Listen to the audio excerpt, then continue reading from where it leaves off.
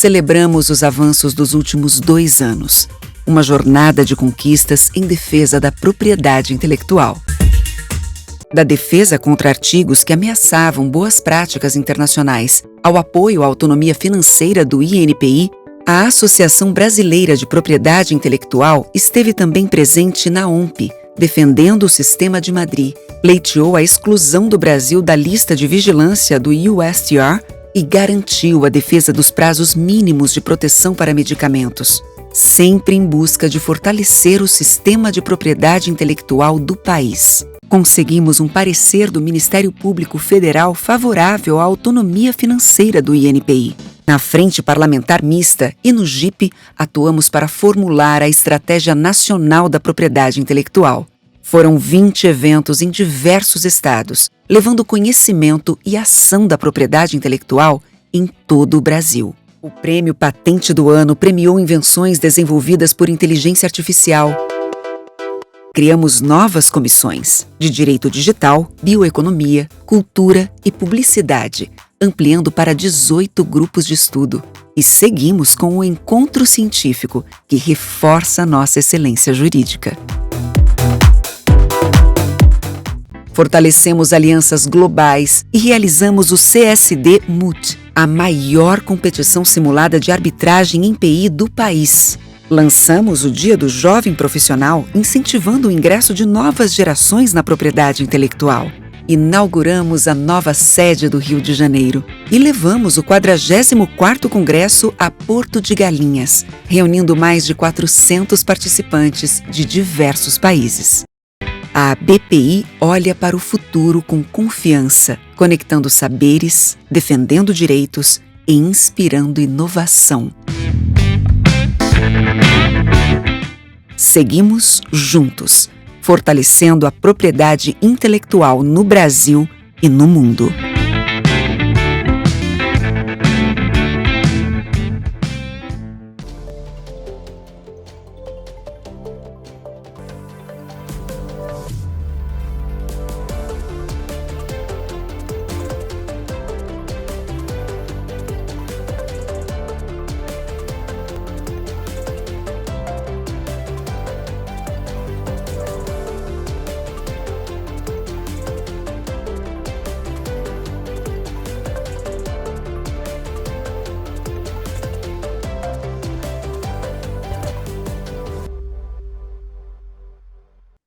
Bom dia a todos, eu sou a Tatiana Campelo, segunda vice-presidente aqui da BPI. É uma grande honra começar aqui o nosso dia de hoje, no terceiro fórum de IAIPI, reflexões sobre o futuro da inovação e da criação no ecossistema da propriedade intelectual, realizado pela BPI, com apoio da MCHAN Rio.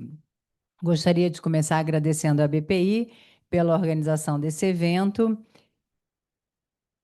desse encontro tão relevante para o momento atual, e a MCHAN também pelo apoio institucional que reforça o valor da colaboração entre as entidades comprometidas com o desenvolvimento tecnológico e a segurança jurídica. Também registro meu agradecimento especial aos nossos palestrantes convidados, que gentilmente compartilharão suas perspectivas em um tema tão dinâmico e complexo.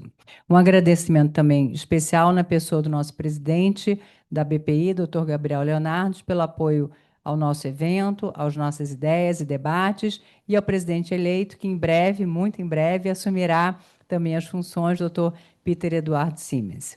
Eu não poderia deixar de agradecer também ao trio fantástico que, junto comigo, vem trabalhando bravamente para colocar esse evento de pé, em nome aqui da doutora Fernanda Magalhães, doutor Felipe Fonteles e doutor José Eduardo Pierre.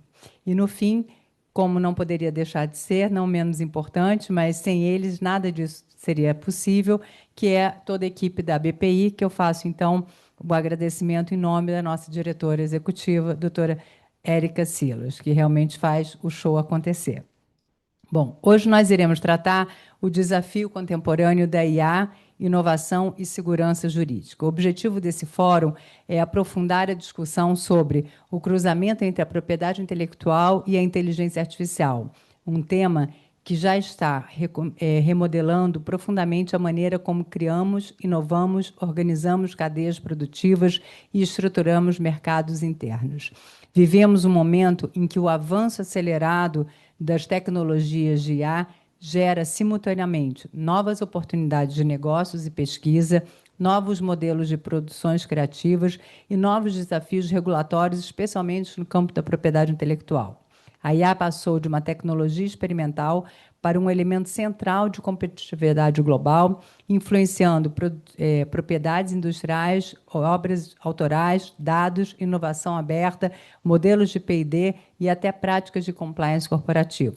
Nesse contexto, é natural que o debate jurídico se intensifique no Brasil e no mundo, e esse debate é consolidado principalmente ao redor do projeto do PL 2338 de 2023, que estabelece princípios, regras e obrigações para desenvolvimento e utilização de IA no nosso país. O PL e seus impactos no ecossistema de TI marcam um momento importante na agenda regulatória brasileira e é o primeiro esforço estruturado para a criação de um marco legal da IA, inserido em um contexto global na qual diversas jurisdições, como a União Europeia, os Estados Unidos e a China, avançam em suas próprias arquiteturas regulatórias. Esse projeto de lei traz pontos que dialogam diretamente com o universo de PI e com a dinâmica da inovação entre eles, definições e classificações de sistemas de IA, regras de transparência e explicabilidade, responsabilidade civil e imputação de danos, incentivos da inovação e desenvolvimento nacional. API, isso significa fortalecer um ambiente de registro, proteção, transferência de tecnologia, competitividade, enfim. A gente vai ter vários temas que a gente vai tratar aqui hoje, que a gente vem tratando enquanto a BPI no nosso âmbito aqui de discussões. O papel do Brasil nesse cenário global. O Brasil está diante de uma oportunidade estratégica para debater esse tema de forma profunda. Debater sobre a segurança jurídica das empresas inovadoras, a proteção das criações e titulares de direito, mas também o ambiente favorável de investimento de pesquisa e inovação. A interoperabilidade regulatória com outras jurisdições, facilitando o comércio, a transferência de tecnologia e a harmonização de padrões. Ao mesmo tempo, há desafios relevantes. Garantir que o marco regulatório não iniba a inovação, sobretudo a pesquisa aberta e experimental, equilibrar interesses econômicos de cada player, lidar com a multiplicidade de categorias de obras e objetivos de PI impactados pela IA, e propor soluções que funcionem tanto para o pequeno desenvolvedor quanto para o grande produtor de tecnologia. Esses temas serão amplamente explorados ao longo desse fórum no dia de hoje. O painel 1, a gente vai ter a Ana Ramalho como a nossa keynote speaker, que vai ser devidamente apresentada posteriormente, mas ela é a nossa consultora jurídica de direito de autor do Google para discutir questões regulatórias de IA em desenvolvimento da indústria nacional. Depois, nós teremos a nossa mesa redonda de IA, setor produtivo e direitos autorais, onde avançaremos no tema de inteligência artificial no setor produtivo e direitos autorais, reunindo especialistas que representam diferentes perspectivas no ecossistema da inovação, que serão devidamente apresentados, mas teremos Caio Amorim, Lucas Campos de Magalhães Nunes e Tatiana Abranches. Nesse segundo painel, que na mesa redonda, temas que serão abordados sobre a aplicação prática de sistemas generativos, usos de datasets, desafios criados em setores de direitos, estratégias corporativas, enfim, nós abordaremos temas nesse segundo painel da mesa redonda. O diálogo entre setores distintivos nos ajuda a entender não apenas questões conceituais, mas o uso real da IA no Brasil e como esse uso demanda respostas jurídicas e estratégicas. Nosso compromisso hoje é olhar para o presente e o futuro com profundidade e responsabilidade. Muito obrigada pela presença, pelo interesse, pelo engajamento. Desejo a todos um excelente fórum, com debates produtivos, inspiradores e capazes de gerar contribuições reais para o avanço da inovação e a proteção da propriedade intelectual no Brasil. Muito obrigada.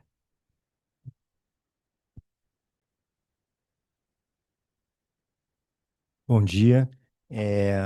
Muito obrigado por estarem presentes nessa manhã aqui na BPI. A introdução feita pela doutora Tatiana, nossa vice-presidente. Hoje, nossa keynote speaker é a doutora Ana Ramalho. Ela é consultora sênior de Direito Autoral na Google, professora convidada da Universidade de Leiden, na Holanda, e do Munich Intellectual Property Law Center, do Instituto Max Planck, em Munique, na Alemanha. Sendo detentora de um doutorado em Direito Autoral e Europeu pela Universidade de Amsterdã e 2 mestrados em Propriedade Intelectual pelo Munich Intellectual Property Law Center e pela Universidade de Direito, pela Faculdade de Direito da Universidade de Lisboa, onde também se formou. Então, Ana, você nos ouve bem, Ana? Ouço bem, sim, obrigada. Bom, Ana, primeiro o nosso agradecimento pelo seu tempo. Sei que, considerando o seu cargo e suas responsabilidades, eu sei que é muito valioso. Muito obrigado por vir falar com a BPI sobre um tema que tanto nos fascina e num momento tão importante para o Brasil. Ana, por favor, a palavra é sua. Obrigada, pelo convite, eu é que agradeço.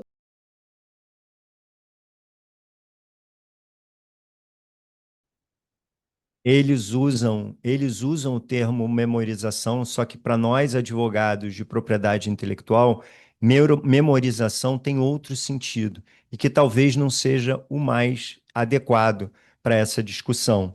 E aí, por fim, ela fecha discutindo o equilíbrio de interesses do direito autoral. Então, talvez o projeto de lei 2338 esteja com excesso de proteção ao direito autoral e não esteja avaliando o equilíbrio com a inovação, a interface com a inovação, tá?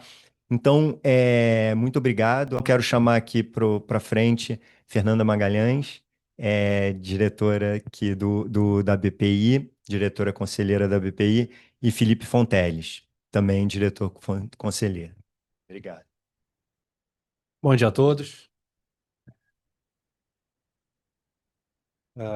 Muito obrigado, doutora Ana Ramalho, pela sua explicação tão profunda, um tema tão complexo, técnico, mas que ela transitou aí em pouco mais de 30 minutos com muita tranquilidade, muita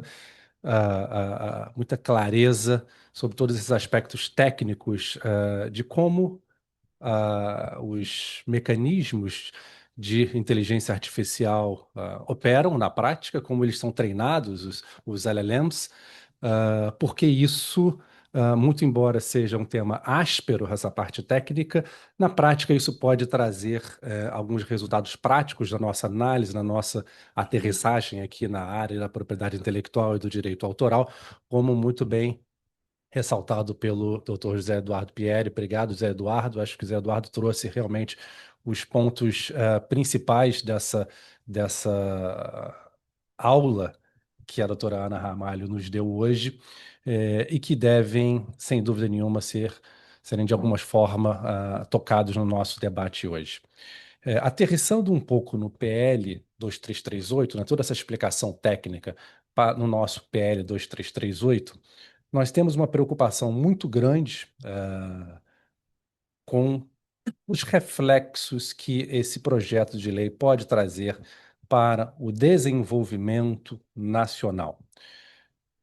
Muito simples, de forma, não sei, imagino que todos aqui já tenham, de alguma forma, tido contato com esse texto, mas, objetivamente, o PL 2338 traz no seu artigo 63 que constitui que não será violação de direito autoral a mineração de dados e, em último plano, o treinamento de sistemas de inteligência artificial que forem feitos em determinadas circunstâncias, basicamente por instituições de pesquisas de interesse público, né, instituições científicas de pesquisa de interesse público, desde que elas também não estejam vinculadas a nenhum e não tenham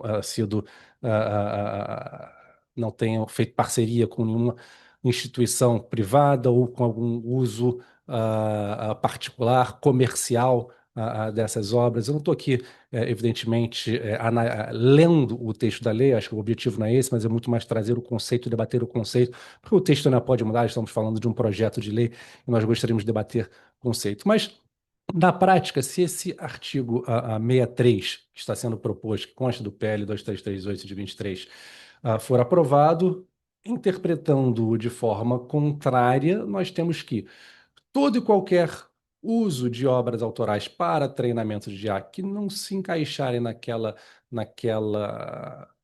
naquele texto que é extremamente restrito, constituirá, sim, violação de direito autoral.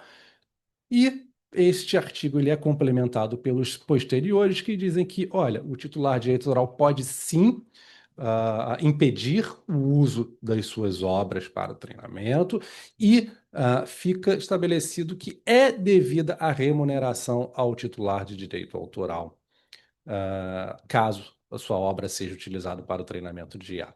Nós temos dois problemas muito práticos que nos tocam aqui no Brasil, no nosso treinamento da IA brasileira. Primeiro, uma dificuldade técnica, a doutora Ana deixou muito claro, e ressaltado pelo doutor José Eduardo, a dificuldade que seria de, numa coleta de material para treinamento, numa ampla coleta, e ficou muito clara ali a necessidade de uma quantidade e variedade muito grande de dados, como seria difícil você identificar, né, todos os dados que estão sendo utilizados. Mas fora essa questão técnica, temos uma questão prática muito grande, que é a diversidade dos dados brasileiros. Eu gostei muito, fui muito feliz, doutora Ana, quando ela trouxe, ao explicar o treinamento da IA, aquela fotografia de algumas manchas na pele de uma pessoa, né? Pois então, imaginem que um sistema de IA, um LLM, não possa ser treinado no Brasil, não possa ser treinado com conteúdos potencialmente protegidos por direito autoral, e aqui eu abro um parêntese para falar potencialmente, porque a lei de direito autoral é ampla, não há necessidade de um registro, e potencialmente qualquer material fotográfico, qualquer texto pode ser protegido por direito autoral, né? Então, qualquer fotografia que tenha sido tirada no Brasil, qualquer texto que tenha sido publicado no Brasil, qualquer imagem, qualquer desenho que tenha sido produzido para o Brasil, nós estaremos impedidos de treinar LLM, treinar modelos de IA com esse material. Então, qual será a qualidade e a variedade de dados de um modelo de LLM que não tenha sido treinado com material produzido aqui no Brasil? Porque os modelos serão treinados. Se a lei brasileira for extremamente restritiva, como ela está sendo construída hoje, os modelos não vão deixar de ser treinados. O Brasil, infelizmente, não tem essa capacidade de mudar o direcionamento da tecnologia em nível mundial. O que acontecerá será o treinamento dos modelos de IA em outros países, em países que sejam mais amistosos, que tenham leis mais favoráveis ao desenvolvimento da tecnologia, como nós vimos aqui alguns exemplos de Singapura, Japão e até mesmo os Estados Unidos. Então, teremos sim modelos de IA extremamente potentes, mas que não serão nacionais. O que significa isso? Quando utilizarmos, pegando o exemplo da fotografia de manchas na pele de uma pessoa, quando utilizarmos esses mesmos poderosos modelos para aplicações aqui no Brasil, esses modelos não terão a mesma precisão ao ler as características dos brasileiros, porque eles não foram treinados com fotos da pele do brasileiro, porque eles não foram treinados com imagens, com textos produzidos por brasileiros, porque eles não foram treinados com a cultura brasileira, porque eles não foram treinados com dados sobre a fauna e a flora brasileira. Então, senhores, permitir o treinamento de IA com dados brasileiros, sem dúvida nenhuma, nos traz algumas questões sérias, não só de desenvolvimento da IA nacional, mas de interesse público, sem dúvida nenhuma, e alcançamos, então, ao final da fala da Ana Ramalho, em que ela levanta a interessante questão da necessidade de equilíbrio de interesses que consta na própria base da proteção do direito ao autor. Então, é nesse contexto, senhores, que a gente inicia o debate de hoje sobre o PL 2338. Nós estamos concluindo uma série de debates que iniciou em dezembro do ano passado, aliás, exatamente há 12 meses, né? A BPI foi pioneira no debate, porque o nosso primeiro debate, o fórum número 1, né? O primeiro fórum de debate entre inteligência artificial e propriedade intelectual, aconteceu no dia seguinte da aprovação do PL 2338 pelo Senado. Nós trouxemos especialistas de diversas áreas para trazer essas questões que até então estavam surgindo, né? Naquele momento estavam surgindo todas as questões técnicas, o entendimento do que era a tecnologia e de quais seriam os impactos. Nós seguimos com um segundo debate na própria Câmara dos Deputados, do Congresso da Câmara dos Deputados, levando esse tema e a importância desse tema, da compreensão desse tema, não só da parte técnica, mas dos seus defeitos de direitos autorais na prática para a nossa sociedade, caso o PL seja aprovado como ele está sendo proposto. E terminamos esse ciclo com esse terceiro fórum, hoje aqui, agradecemos desde já a presença de todos, para avaliarmos qual será o impacto desse PL, se aprovado no texto atual, qual será o impacto deste PL para a indústria nacional. E no debate da indústria nacional, a BPI convidou representantes de diversos setores, justamente para expor as suas dores e as suas preocupações e as suas observações, se concordam ou não, ou quais seriam suas recomendações com relação ao texto de lei. Fernanda, você pode apresentar os nossos Claro, palestrantes? prazer. Primeiro, Felipe, obrigada, bom dia a todos, obrigada pela sua exposição. Acho que você conseguiu amarrar a fala da Ana Ramalho de forma brilhante para exatamente colocar a discussão aqui de pano de fundo para os nossos três especialistas, escolhidos com muita intenção. Então, eu já agradeço aqui a participação de vocês. Vou começar convidando o Caio Amorim, que é advogado, com formação executiva pela University of California, UCLA, Anderson School of Management, cibersegurança pela Fundação Getúlio Vargas, privacidade e proteção de dados pelo Instituto de Ensino e Pesquisa INSPER São Paulo, MBA em Data Science and Analytics pela Universidade de São Paulo. O Caio é Head de Privacidade e Tecnologia. Por favor, Caio, seja bem-vindo. Head de Privacidade, Tecnologia e Dados do grupo WPP, holding com operações em mais de 100 países e com mais de 20 marcas no Brasil, e uma das líderes globais do setor de marketing, publicidade e tecnologia voltada à comunicação. Em seguida, convido o Lucas Campos de Magalhães Nunes, que é supervisor de serviços de TI da Gerência Adjunta de Tecnologia da Informação da Empresa Brasileira de Pesquisa Agropecuária, a Embrapa. Lucas, seja bem-vindo. Lucas está baseado em Brasília, Caio em São Paulo, então obrigada por terem vindo ao Rio hoje. O Lucas atua na liderança de iniciativas de transformação digital, governança de TI e soluções avançadas em inteligência artificial. Ele desenvolve chatbots de IA corporativos, agentes inteligentes e automações aplicadas ao setor público e ao agronegócio, além de integrar projetos de pesquisa voltados ao uso de IA no agro. Ele integra o grupo da Embrapa, que participa do Plano Brasileiro de Inteligência Artificial, e integrou o grupo de trabalho interno sobre governança e regulação da IA, contribuindo para as diretrizes institucionais da entidade com relação ao uso ético e responsável da tecnologia. E, por fim, não menos importante, um prazer te ter aqui, Tatiana. Tatiana de Abranches, gerente jurídica empresarial e civil da Firjan, onde lidera a equipe... Seja bem-vinda. Onde lidera a equipe que assessora juridicamente o Núcleo de Inovação Tecnológica. Ela é mestre em Direito de Empresas e Atividades Econômicas pela UERJ, pós-graduada em Direito Ambiental pela PUC e Direito Público pela EMERGE.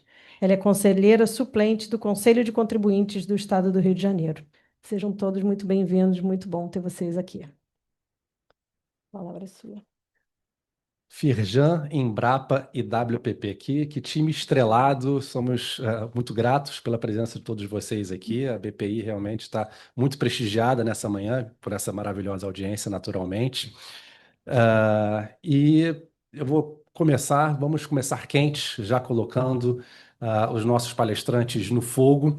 Eu gostaria de ouvir um pouquinho do Lucas, como representante da Embrapa. A Embrapa, uma ICT, uma instituição que, sem dúvida nenhuma, conduz diversas pesquisas de interesse público, que desenvolve muitos ativos intelectuais de interesse público e que, sem dúvida nenhuma, está muito avançada nos seus treinamentos de IA, enfim, para produzir tecnologia nacional, produzir ativos nacionais.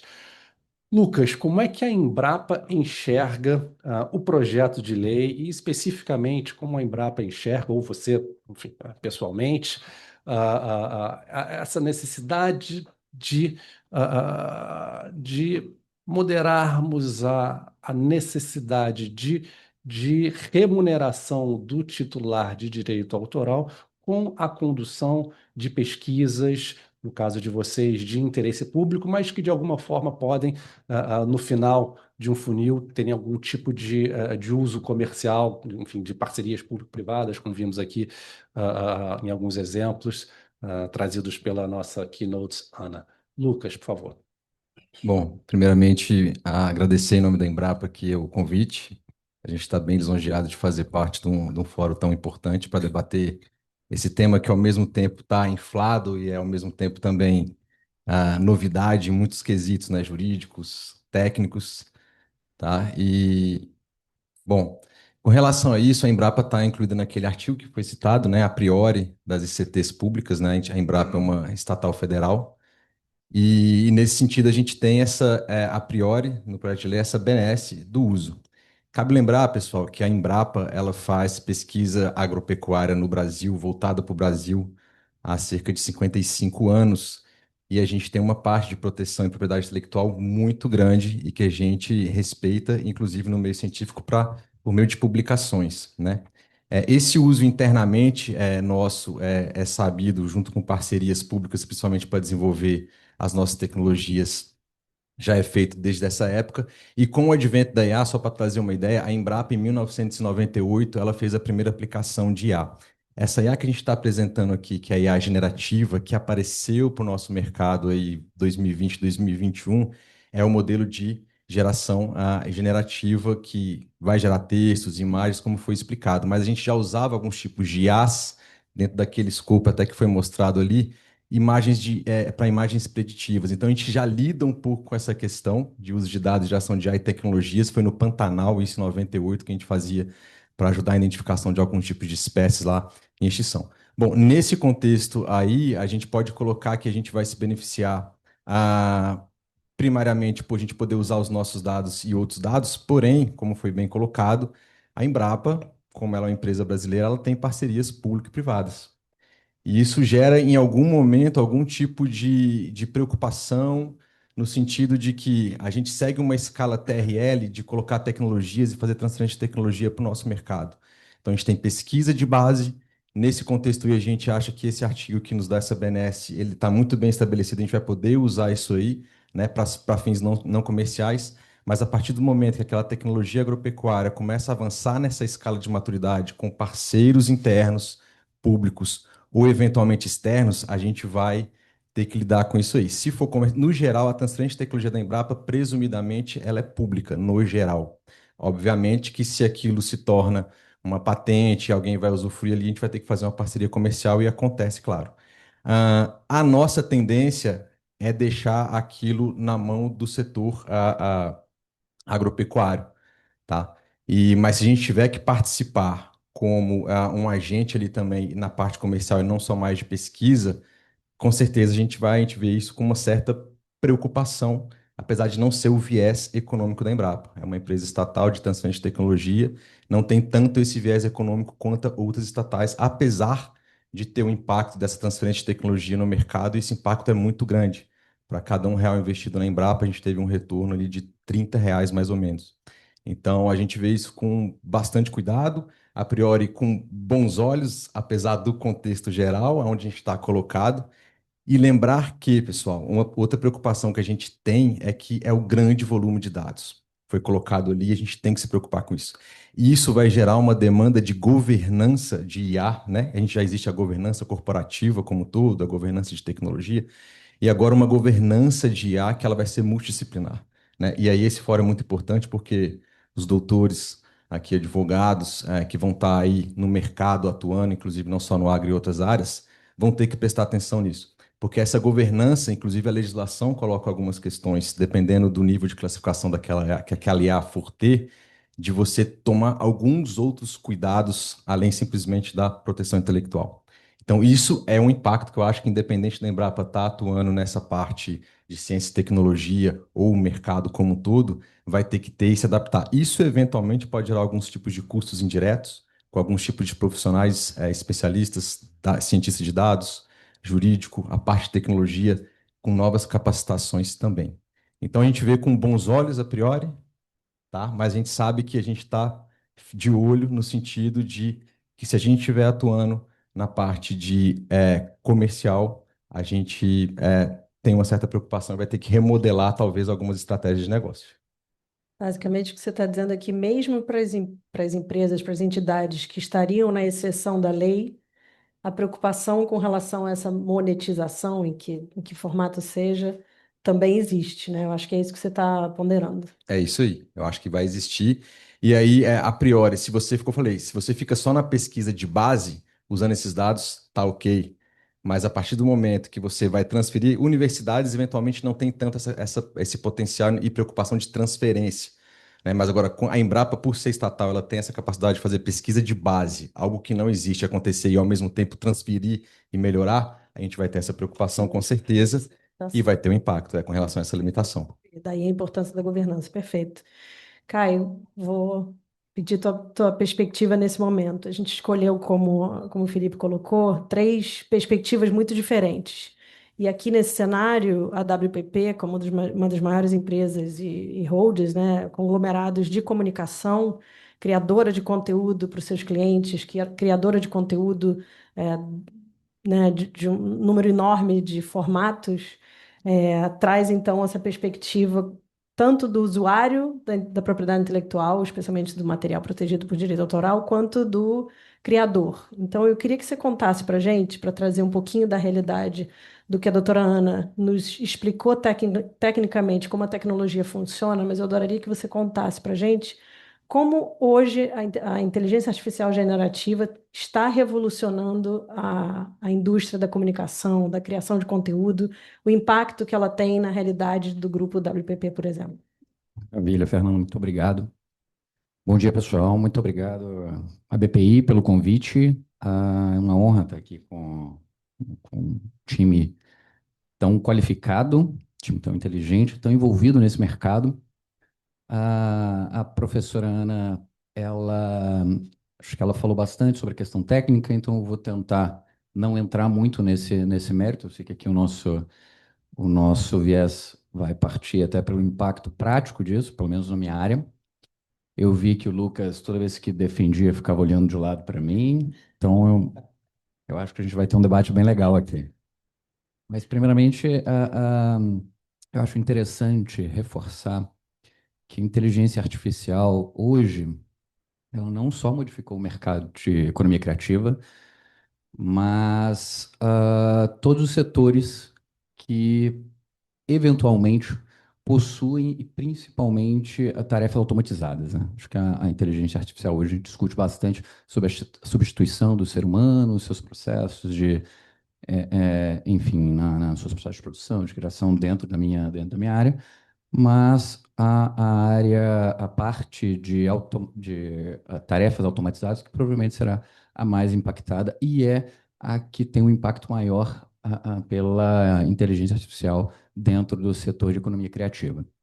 O que acontece?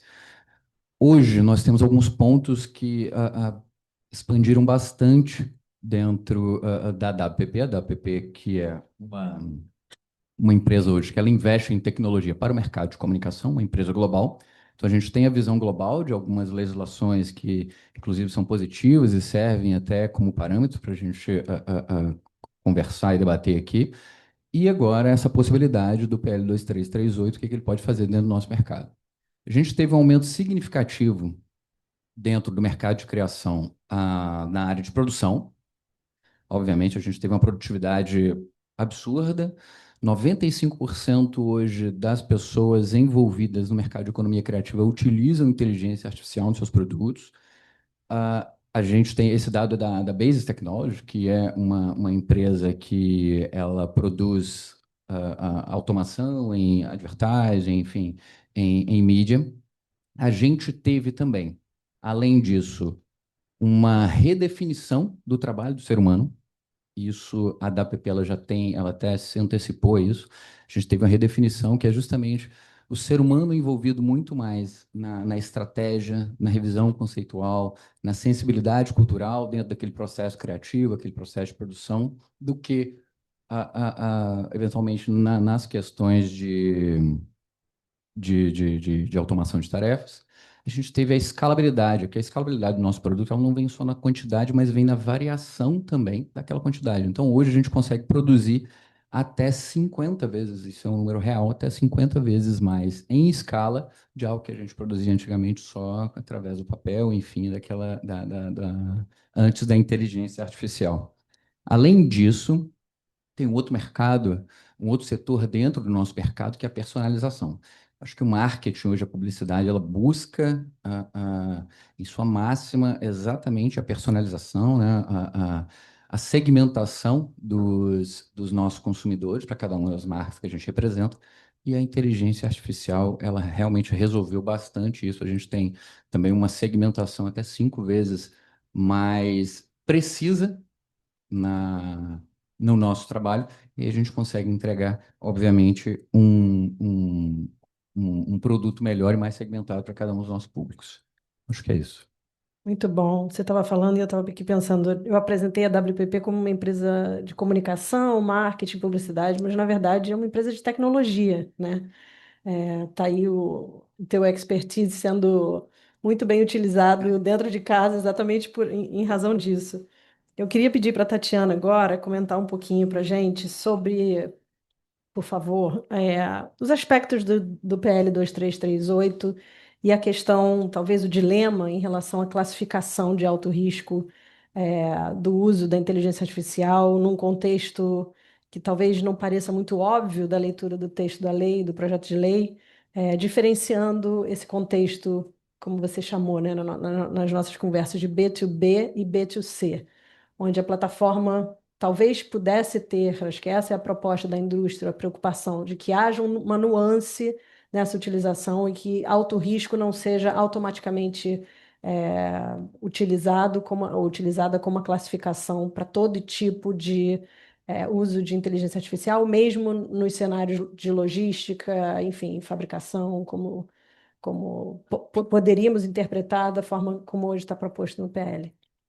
Você pode comentar um pouquinho para a gente sobre essa dicotomia e como é que vocês propõem uma solução no meio do caminho? Como é que seria esse equilíbrio? Obrigada, Fernanda. Primeiro, eu queria agradecer, que é um prazer para mim estar discutindo esse tema nessa manhã. Eu queria agradecer a BPI na pessoa da Érica Sila, com quem eu convivo diariamente, ainda que não na seara do direito, né? Então, assim, com relação à definição do alto risco, né, dado pelo projeto de lei 2338, de fato, a indústria tem uma preocupação muito grande em razão de entender que esse conceito pode constituir uma trava tecnológica no futuro para a gente. Por quê? Porque o texto do projeto, ao classificar o alto risco, ele parte de um erro conceitual, a nosso ver, né? Porque ele confunde o risco da atividade com o risco da ferramenta de IA, né? Então, o artigo 14, ele define lá que gestão e fornecimento de infraestruturas críticas, né, como água, energia elétrica, transporte, isso é algo classificado como alto risco. Então, se a gente tem, por exemplo, uma refinaria de petróleo ou uma empresa de distribuição de energia elétrica, essas atividades já são consideradas de alto risco. Então, elas já são fortemente reguladas por agências setoriais. Então, a indústria de petróleo vai ter que responder sobre essas atividades de risco para a ANP e a de energia, a ANEEL. Então, fora essas regulações setoriais, esses setores já são também regulados por normas específicas de segurança, seja ambiental, seja do ponto de vista de saúde e segurança do trabalhador. Então, se a gente implementar, por exemplo, uma IA para otimizar uma queima de gás numa caldeira, né? O risco ali é um risco físico, né? De uma explosão, de um vazamento, alguma coisa assim. Essa atividade, ela já é regulada. Então, se você quiser implementar essa IA, esse risco já é coberto por uma questão de segurança, e o problema do PL é que ele, ao classificar, ele classifica automaticamente essa atividade como alto risco. Então, a empresa, aí isso aí vai exigir o quê? Uma avaliação de impacto algoritmo. Então, a empresa vai ter que demonstrar para a autoridade setorial, a ANP, que a caldeira é segura, né? E para a autoridade de IA que essa caldeira é ética, ética entre aspas, né? Por quê? Porque essa avaliação de impacto algorítmico, ela tem um viés discriminatório, um viés social que olha essa questão de discriminação de uma forma muito, muito forte, que não faz sentido numa operação de uma máquina conversando com outra máquina, que é a B2B, né? Então, isso para a gente, essa duplicidade de regulação é que vai constituir uma trava, justamente porque essa prova é para dois setores diferentes, né? E, além disso, vai causar uma sobreposição regulatória, né? E a gente sabe que essa sobreposição regulatória, ela não se fundamenta justamente porque há um abismo nas operações entre B2B e B2C, né? Então, a maior parte da regulação global de IA, ela partiu de um medo de que a IA manipulasse as pessoas, né? Então, essa questão de negar crédito, de criar qualquer tipo de discriminação, é um olhar muito B2C, né? Então, por que o argumento industrial é contrário a essa classificação? Porque na IA industrial, a maioria das vezes, ela vai ser algo operacional, né? Então, assim, se você tem, por exemplo, um sistema de visão computacional numa linha de montagem, né, que identifica, por exemplo, garrafas com defeito, para tirar as garrafas defeituosas, por exemplo, da esteira, né?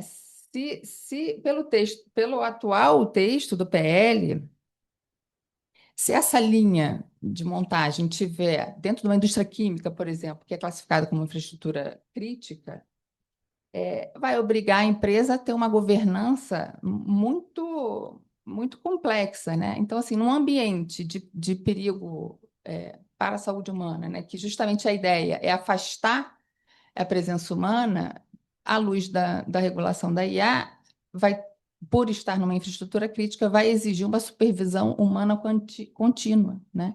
E uma transparência algorítmica constante, né? Então, para a indústria, aplicações que não tomam decisões com relação a pessoas naturais, né, não deveriam estar, deveriam ser, por padrão, isentas da classificação de alto risco, né? Por quê? Porque a gente parte da questão do risco de congelamento da inovação, né? A gente sabe que os sistemas de IA, eles evoluem, eles aprendem de forma contínua, né? A indústria 4.0, ela precisa de atualizações de modelos preditivos, se não semanalmente, quase, né? Pode ser até diariamente. Então, se a cada alteração no sistema de IA exigir uma revisão dessa avaliação de impacto, isso inviabiliza completamente a evolução da tecnologia, né? Então, a indústria vai passar a se utilizar de software, vamos dizer assim, burros, né, ou estáticos, datados de gêneros, porque o tempo e o custo jurídico para você validar uma versão mais moderna vai ser muito grande, que vai tornar isso inviável. E isso aí pode tirar a indústria de um jogo global, né? Enquanto as empresas, as indústrias chinesas e americanas, né, vão estar ali fazendo essa atualização de algoritmos de forma quase em tempo real, as brasileiras vão estar aqui aguardando, de repente, um parecer da diretoria de compliance ou um parecer de uma autoridade regulatória, né? Então, o que a gente tem como proposta para esse artigo 14, né? Que, na verdade, ele tivesse uma presunção de conformidade, ele partisse dessa presunção. Ou seja, se uma aplicação industrial ela já cumpre regras, normas de segurança setoriais, não haveria necessidade de exigências complementares né, de obrigações mais burocráticas, né? Ela deveria ser presumida como conforme perante a autoridade de IA.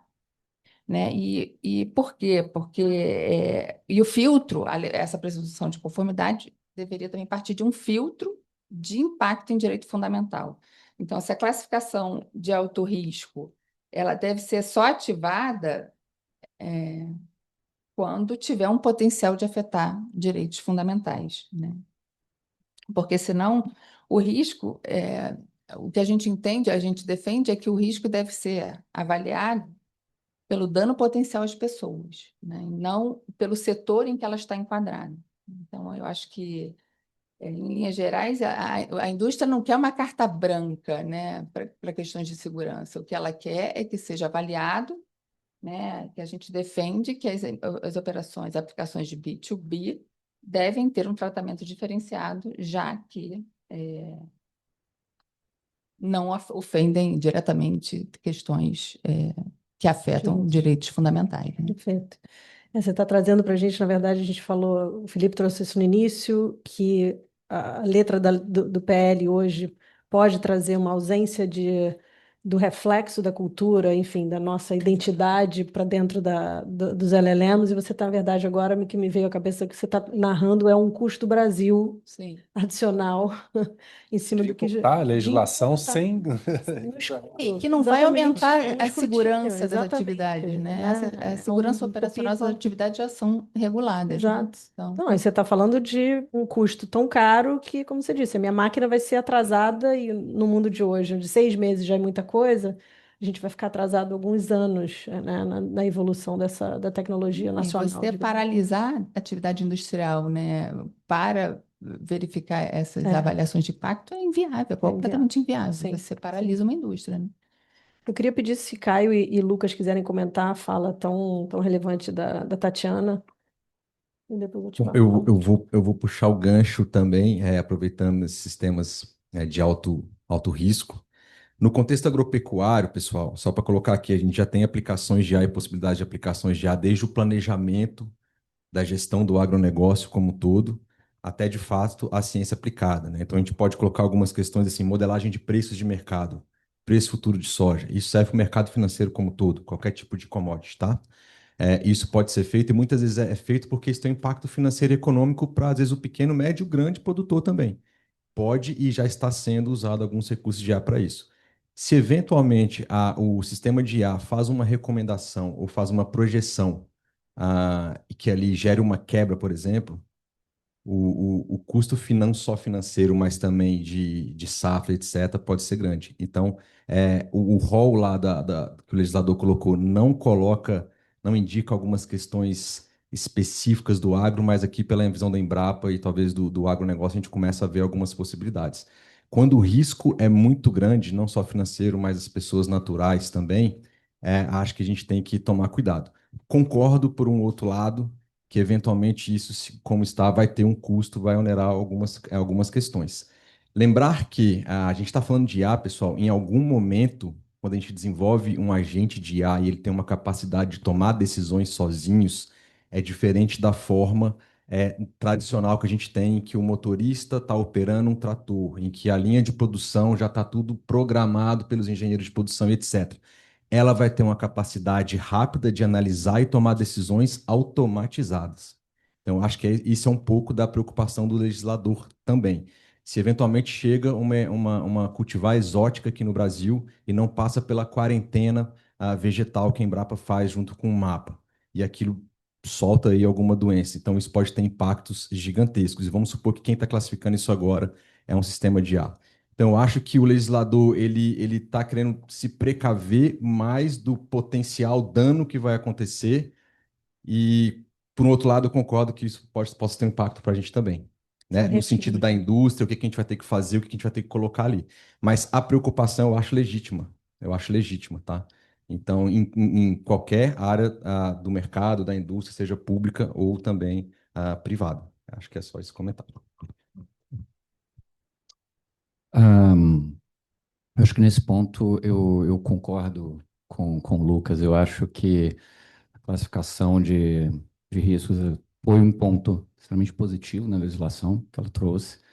Logo depois você já vem, inclusive, com a parte de governanças, né, no artigo 17 ao 24, se não me engano, e também dando continuidade, mas acho que eu estou falando de uma cadeira que talvez não seja tão impactada quanto a cadeira, a sua cadeira. Então, talvez eu esteja falando de um lugar bem melhor, mas sim, eu acho que é realmente um ponto positivo que o legislador trouxe, é uma preocupação válida quando a gente fala em sistemas de inteligência artificial. Hoje, a inteligência artificial, no modo como está, ela não está preparada para tomar esse tipo de decisão automatizada, enfim, a partir de classificações não humanas, ela mesmo classificando e dando sequência às decisões. Então, eu imagino que realmente é uma preocupação válida do legislador. Preocupação válida do legislador, eu acho que estamos todos de acordo que uma classificação de riscos, né, como proposto no EU AI Act, é extremamente válido para entendermos, né, os potenciais danos advindos da tecnologia, né? Por outro lado, a Tatiana trouxe um fato extremamente relevante, que é analisar, termos o escrutínio de analisarmos na prática o impacto disso numa produção industrial que efetivamente não trará riscos a direitos fundamentais, né? Então, eventualmente, sem excluirmos a importância de uma classificação de riscos e de uma avaliação de impacto algoritmo das IAs, poderíamos ter eventuais flexibilizações para a aplicação numa produção industrial, por exemplo, quando não houver nenhum risco a direitos fundamentais, que eu acho que é o grande pano de fundo aí da normativa de IA. Vocês falaram bastante de governança, de preocupação com riscos. O Lucas, especificamente, na sua fala, trouxe alguns temas bem relevantes para a Embrapa no que tange à governança. Gostaria de ouvir, Lucas, por favor, então, seus comentários sobre quais os riscos jurídicos e operacionais que a Embrapa enfrenta para a validação desses dados, para a confirmação dos dados e para evitar que uma eventual alucinação da IA traga impactos para o setor produtivo, para, por exemplo, dados de segurança alimentar, e os usuários na prática das tecnologias que serão desenvolvidas, que estão sendo desenvolvidas pela Embrapa. Bom, maravilha. Acho que isso é um tema que, na visão da Embrapa, eu acho que quando a gente fala de IA, talvez algumas coisas que eu trouxe aqui, eu acho que se aplica também a outras, ao mercado como um todo, mas ao mercado agro. A gente sabe, como foi dito pela professora ali, inicialmente, que para a gente poder fazer uso de IA, a gente precisa de uma grande massa de dados, né? Igual eu falei, a Embrapa tem pesquisa científica há 55 anos. Eu tive a oportunidade de desenvolver agora uma tecnologia que é um chatbot com IA generativa e um pouco de preditivo. O que que isso significa? A gente pegou uma massa de dados, e treinou ela, e a gente queria ver a acurácia de uma recomendação dentro de um contexto agropecuário, chamado integração lavoura, pecuária, floresta, que significa você poder ter naquele ambiente sempre produzindo e entregando alguma coisa, e não só nas safras específicas, tá? E a gente queria que isso chegasse à mão do produtor, do extensionista rural, só que a massa de dados era gigantesca. A gente tem publicação em integração lavoura, pecuária, floresta desde 98. O livro de referência apareceu em 2013. Só que de 2013 para 2025, que a gente fez esse protótipo funcional, apareceram vários novos artigos.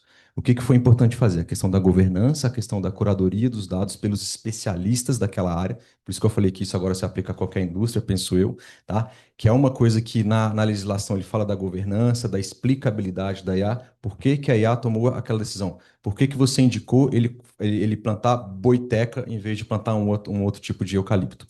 E aí ela tem que ter essa capacidade. Então, na governança tem a questão de curadoria de dados, foi selecionado um conjunto específico, aquilo foi treinado, aquelas informações foram treinadas, e para vocês terem uma ideia, depois de várias rodadas, a gente chegou a um nível inicial de 76%, vou até apresentar esse artigo amanhã em São Paulo, e depois a 94%. Quer dizer que em 6% ela tem viés, ela alucina ainda. Por isso que nesse contexto aqui, a gente não pode abrir mão, e aí entrando rapidamente a IA vai substituir ou não. Eu acho que não muito a gente, tá? Talvez só lá em 2190, brincadeira, mas a gente não vai abrir mão dos especialistas jurídicos da área tecnológica, da área agropecuária, da área que for, tá? Para ter essa curadoria. Inclusive, a legislação, em algum momento, dependendo da classificação, pede a explicabilidade daquela IA por um especialista humano. Então, isso vai ter que ser colocado, né? Vai ter que ser colocado também, independente da Embrapa estar naquele hall de poder usar a informações ali, questão de direito autoral, mas publicar na parte do que foi colocado. Porque e aí, na visão da ciência, isso é muito legal, porque eu posso ter os pares de fora e o mercado dizendo, pô, Embrapa, você está usando recursos aí para treinar a sua IA, então é uma decisão que eu acho aqui que faz parte da ciência e do avanço do conhecimento. Tá? Então, com relação a risco jurídico, dependendo da classificação, se a Embrapa colocar no mercado, independente de ser ciência ou não, tem a questão de poder ser imputada alguma responsabilidade para ela, né? A gente tem que tomar cuidado com a questão de dados, pessoal. A qualidade da sua IA tá diretamente proporcional e ligado a o que ela vai gerar. Então, os seus dados, a qualidade dos dados, é a qualidade que a IA vai gerar, tá bom? Um outro ponto importante que eu coloquei aqui é o risco institucional. No contexto da Embrapa, ela é uma empresa pública, eu tenho um risco institucional de marca, nome, né, e confiança do povo brasileiro como um todo. Então, a gente tem essa preocupação e esse cuidado de curar bem essas bases de dados, ter essa governança, analisar riscos. A gente já está mapeando, caso a legislação avance nessa questão de classificação, aonde que isso vai, quais são os produtos e potenciais de desenvolvimento da Embrapa que vão estar classificados em alto risco e também político. A Embrapa é uma empresa estatal, né? Então, a gente vê não somente risco jurídico, mas riscos de governança, classificação e também da imagem institucional e político também, que a gente tem que se preocupar. Perfeito. Eu vou pegar o gancho das últimas falas da Tatiana e do Lucas para te perguntar, Caio. A gente falou aqui de riscos operacionais, talvez entraves, mas a gente sabe que, do ponto de vista do direito autoral especificamente, a questão do data mining, né, do aprendizado com base no que existe na internet, como a doutora Ana Ramalho comentou, é das maiores dores, de novo, do ponto de vista especificamente de direito autoral. E aí eu queria que você desse para a gente um panorama é, de qual seria o impacto se amanhã a gente acordasse, assim como a gente acordou no evento de dezembro do ano passado, literalmente com uma surpresa, né, de uma fase de discussões para um momento de aprovação do Senado, se amanhã a gente acordasse com essa novidade no Congresso Nacional, qual seria o impacto hoje para a indústria criativa? é, em razão dessa limitação da possibilidade do data mining para além do que fosse proprietário e liberado. Maravilha, Fernanda, obrigado. Essa pergunta eu acho que é uma questão essencial aqui hoje. Antes até de respondê-la, complementando aqui o Lucas, eu acho que um dos riscos jurídicos também seria, você até falou da apresentação amanhã, enfim, de alguma possibilidade de gerar o dano, né? Porque a lei, o dano real, exatamente, a lei, ela expõe essa responsabilidade civil em cima, independente ou não de você estar no artigo de exceção. Mas aí teria essa possibilidade. Mas, enfim, como eu levantei, um ponto que eu levantei aqui sobre o que a inteligência artificial tem causado dentro do mercado de economia criativa, agora passando pelo ponto inverso, como se realmente amanhã fosse publicado, sancionado, e a gente já tivesse com a legislação em force aqui. Primeiro ponto seria realmente a perda da produtividade, e aí, como produtividade, eu tô entrando até numa questão técnica, porque eu falei da produtividade que 95% das pessoas utilizam, e isso realmente aumenta bastante a velocidade ali do meu fluxo de produção, do meu produto, mas você tem também hoje, como a gente utiliza muitos modelos estrangeiros dentro do nosso fluxo de produção, nós temos hoje, inclusive, uma ferramenta que ela chama da App Open, que é uma ferramenta que ela passa por todo o ciclo criativo dentro do nosso sistema. Então, a gente consegue, envolvendo, obviamente, vários modelos estrangeiros que são licenciados dentro dessa ferramenta, participar desde a ideação, criação, produção, pós-produção e publicação do nosso produto. Então, hoje, para transformar uma campanha nacional, nós temos hoje workspaces de clientes, inclusive clientes globais, mas que fazem campanhas regionais, que fazem campanhas locais, que são treinados com dados nossos. Então, todos os outputs advindos daquele workspace, ele já sai um output com identidade cultural nossa, um output a gente chama de tropicalizado.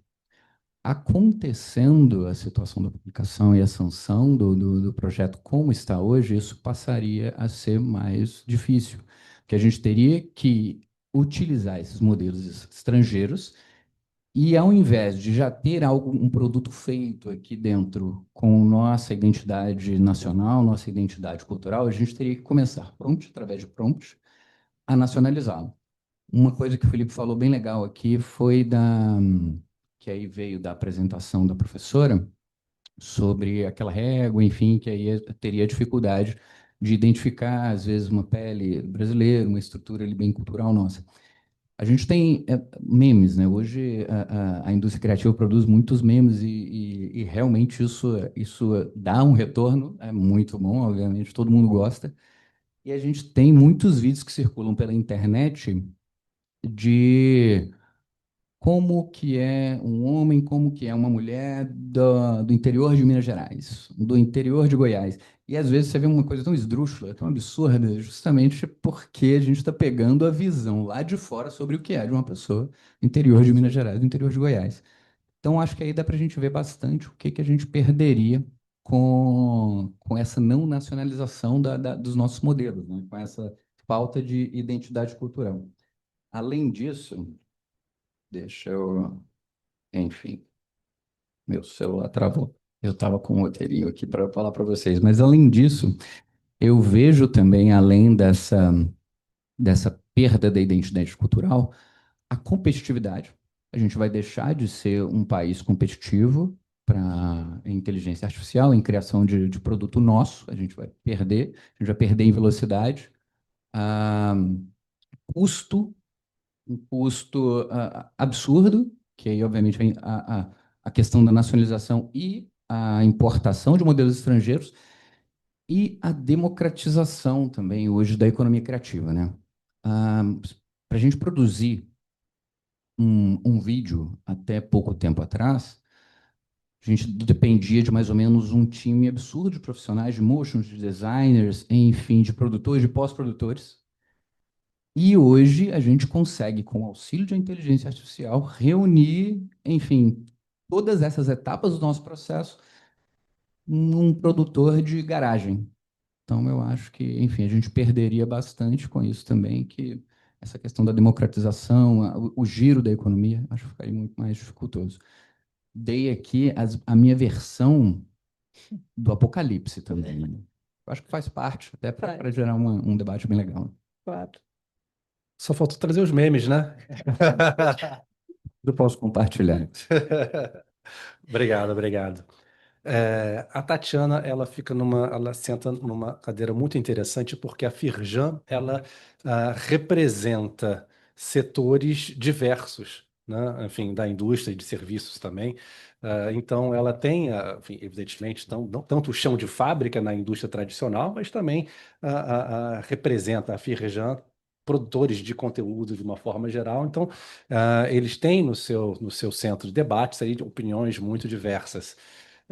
Tatiana, conta um pouco para a gente como vocês enxergam o TDM, o Text and Data Mining, se vocês acham, qual seria a proposta de vocês para trabalharmos a questão do Text and Data Mining, se seria possível separarmos, né, a TDM de obras artísticas na sua essência, com relação às obras técnicas, qual seria a proposta de vocês ou a visão de vocês para endereçar esse problema e tentar evitar o engessamento, então, da IA nacional?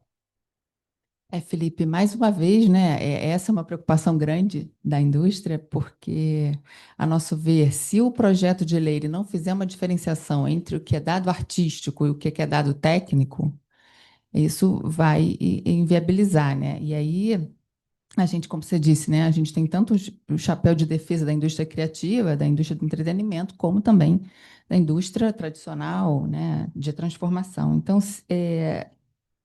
a questão da não diferenciação não é só uma questão de custo financeiro, né? Mas um custo de transação mesmo, por tornar inviável essa permissão, né? Porque, assim, no mundo das artes, você tem claramente identificado, né? O cantor de uma música, o autor de um livro, isso é muito facilmente identificável. Quando você vai para o mundo industrial, o dado técnico nem sempre ele é muito difuso, né? Nem sempre ele é fácil de você identificar. Então, você criar uma obrigação, vamos supor que você queira criar uma IA para prever falhas, né, num sistema de rede elétrica, por exemplo. Para você treinar essa IA, você vai ter que fazer uma mineração de dados, seja de empresas, transformadores de energia, que têm fabricantes diversos, você vai ter que fazer monitoramento de dados climáticos, você vai ter que monitorar dados das concessionárias de energia, então uma multiplicidade muito grande de dados. Se a lei exigir uma autorização prévia para essa mineração, a indústria vai ter que firmar milhares de contratos individuais, né? Apenas para acessar o dado bruto. Então, e esse dado bruto, muitas vezes, é uma leitura simples, né, de um fato, né, uma temperatura, uma voltagem. Então, o custo administrativo de pedir essa permissão vai ser tão alto que não vai justificar, né? Ninguém vai fazer isso. A solução vai ser comprar um software pronto, né, de um outro país, como China, Estados Unidos, que não vão, né, como o Felipe levantou da fala da Ana Ramalho, não vão ter essa leitura dos problemas brasileiros, das questões que necessariamente refletem, né, na realidade do Brasil. Então, o que a gente propõe, mais uma vez, né, não só na definição do alto risco, na questão da mineração, é uma segregação mesmo legal da mineração quando se tratar de obra intelectual e quando se tratar de dados funcionais, né? Como eu disse, né, a indústria de transformação tradicional ela não quer brigar com a indústria do entretenimento, né? Uma entende a demanda da outra. São demandas completamente diferentes. Mas a proposta para o pro texto da lei é uma inserção de um dispositivo que separe isso, né? Então, quando se tratar de mineração de obras protegidas, como livros, música, aí a discussão entraria aí do opt-out, né? O direito de recusa do autor ou a modelagem de remuneração, né? Isso aqui faria sentido porque há ali uma criação humana, há uma subjetividade. Agora, quando se tratar de mineração de dados técnicos, funcionais, né? Dados de sensores, de geológicos, o nosso posicionamento é de que haveria de ter uma exceção para esses casos, né? Esses dados, eles não possuem o requisito da originalidade exigida pela lei do direito autoral, né? Então, ninguém pode ser dono de um dado, né? Então, de um dado técnico. Então, se você está, por exemplo, se você parte de uma premissa que uma caldeira elétrica ela tem uma temperatura, vamos supor, de 800 graus, isso não é uma criação do espírito, né? Não é uma criação, é um fato, é um dado técnico. Então, a partir do momento que você presumir de que esse dado técnico tem um dono, né, você vai impedir uma máquina de ler esse dado e aprender um padrão, né, de segurança com isso. Então, você olhando para a indústria moderna, ela é complexa, né? Ela tem exige uma análise imensa de sensores, de vários produtos, de manuais. Exigir direitos autorais sobre esse fluxo de dados brutos, a nosso ver, é burocratizar a física como um todo, né? Então, e isso gera um paradoxo, né? Que você vai acabar tendo, ao proteger demais o dado técnico, você vai acabar tendo uma obra brasileira com uma inteligência artificial gringa, né? Então, as Big Techs vão acabar treinando os seus modelos nos Estados Unidos, onde a mineração é livre, é mais flexível, usando dados globais, e isso pode gerar, a nosso ver, um apagão de dados brasileiros, né? Porque as empresas brasileiras, com medo de evitar processos judiciais, né, relativos a dados técnicos nacionais, elas vão para evitar esse pedido de autorização prévia, elas vão acabar não treinando seus modelos e aí a indústria vai acabar importando soluções de IA que serão calibradas sem olhar para os problemas brasileiros, né?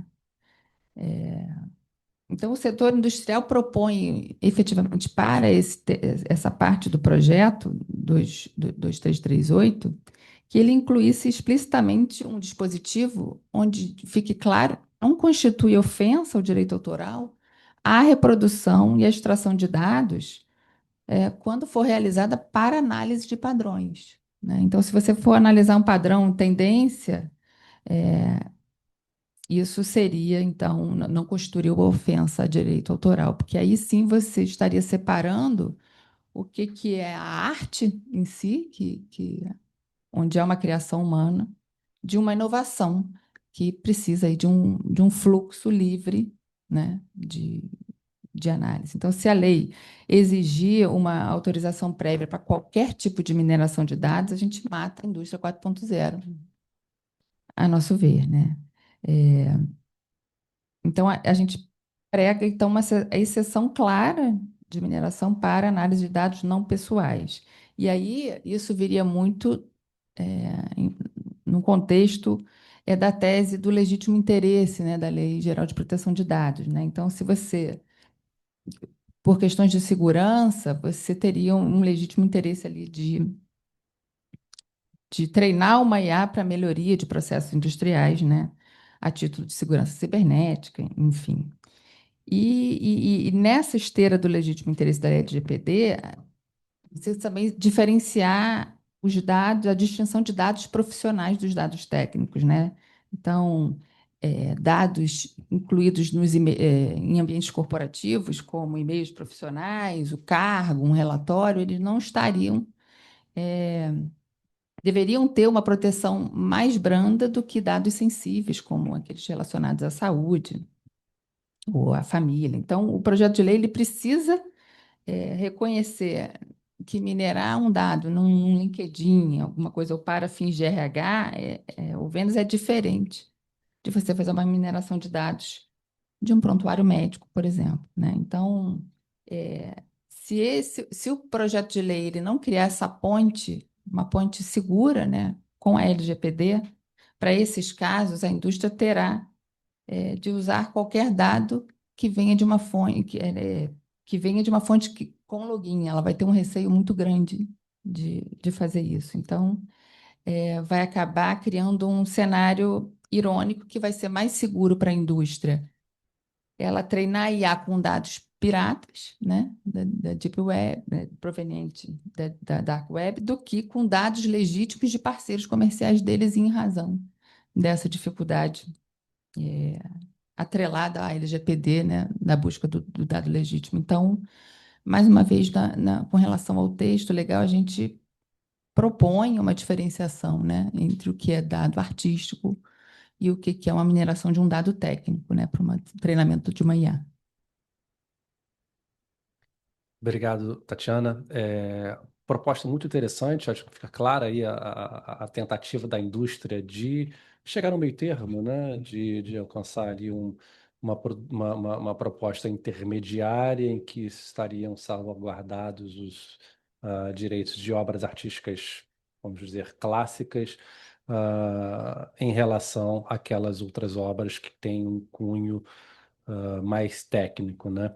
Muito embora eu veja pessoalmente alguma dificuldade prática em fazermos essa distinção, porque uma obra, e eu concordo 100% que o fato, né, o dado em si, ele não é protegível potencialmente, pelo menos não pelo direito autoral, mas a forma como esse dado é exposto, né, em uma obra acadêmica mesmo, que seja, né, as palavras que o autor escolheu para explicar aquela pesquisa, para explicar como a pesquisa foi desenvolvida, né, a didática do autor, se ele irá ilustrar ou não aquele exercício, aquele teste, aquela pesquisa.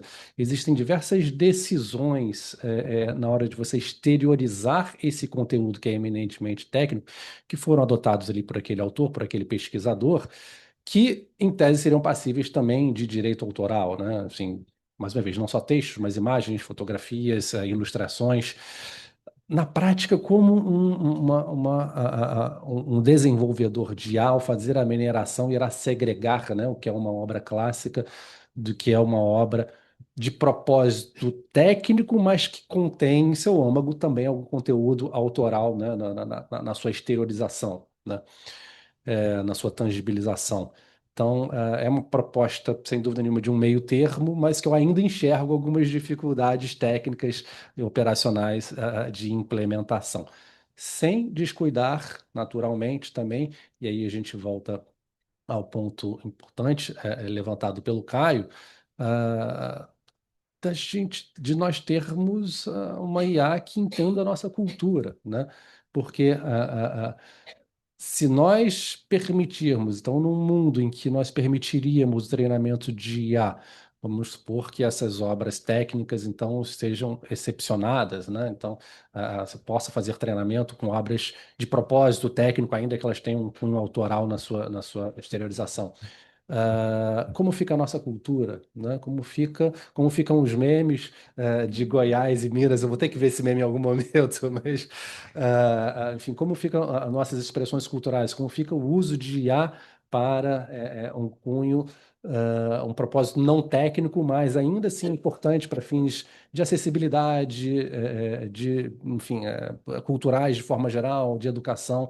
Acho que existem diversas aplicações de IA que necessitam dessa diversidade de dados, né? Para não ficarmos dados estritamente técnicos. E essa diversidade vem de explorarmos obras de todo tipo, né? De diversas fontes e diversos propósitos. E acho que a explicação da doutora Ana Ramalho foi muito feliz ao esclarecer que a IA não está preocupada com a qualidade estética do dado em si, né? Então aqui a IA não distingue o que é uma obra, enfim, de Beethoven de uma obra de uma criança de 5 anos. Para ela o que importa é ler e aprender com relação àqueles padrões para produzir conteúdo diverso, né? Tendo essa variedade de conteúdo e de estética também no seu treinamento. Então, é uma proposta muito interessante e acho que é super válida para o debate. Lembrando que a ABPI, ela não defende que o direito autoral não exista, não seja respeitado, que os autores não tenham seus direitos reconhecidos de alguma forma, mas estamos aqui preocupados em levantar um alerta para o congelamento, para o engessamento, melhor dizendo, da IA nacional, que é, ao fundo, ou em segundo plano, o resultado que se espera do PL se aprovado como ele foi proposto hoje, né? Lucas, está muito quieto, então vamos dar uma agitada aí. Conta para gente, a Embrapa, como uma ICT pública, como ela está organizando os seus projetos. Ela é uma ICT pública e que mal ou bem, gerencia, né, tem uma capacidade gerencial de informações estratégicas para o nosso país, para o nosso desenvolvimento econômico. Então, como ela está organizando, diante de tudo isso que a gente falou, todos os riscos e todas as dificuldades impostas pelo PL 2338, como ela está organizando os seus projetos de pesquisa e desenvolvimento? Bom, maravilha. Só fazendo um adendo ao ponto anterior, na verdade é uma complementação. Alguém aqui tem aqueles robozinhos que limpam a casa? Ou pelo menos já viu? Com relação a dados. O que a indústria já está fazendo, tá?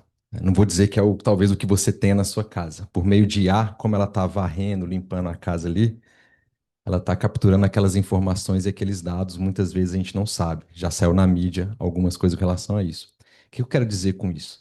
Depois, esses dados são vendidos dessa indústria para a indústria de propaganda, marketing, etc., para dizer, olha, talvez aquele cliente poderia ter uma televisão nova, porque eu já andei naquele cômodo e não tem televisão, né?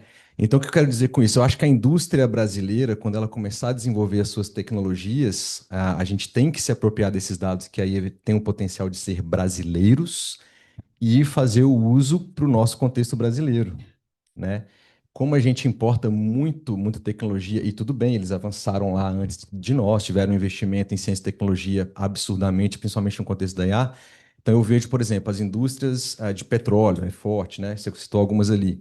Talvez os equipamentos desenvolvidos aqui, a gente ter a capacidade de reter esses dados e a gente fazer uso, e se a legislação for nesse sentido, alguma forma de remunerar em cima.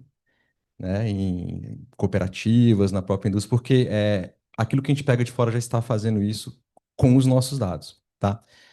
Acho que é um ponto só a acrescentar. Acho que eu vejo um potencial que a gente tem que explorar esse potencial, beleza?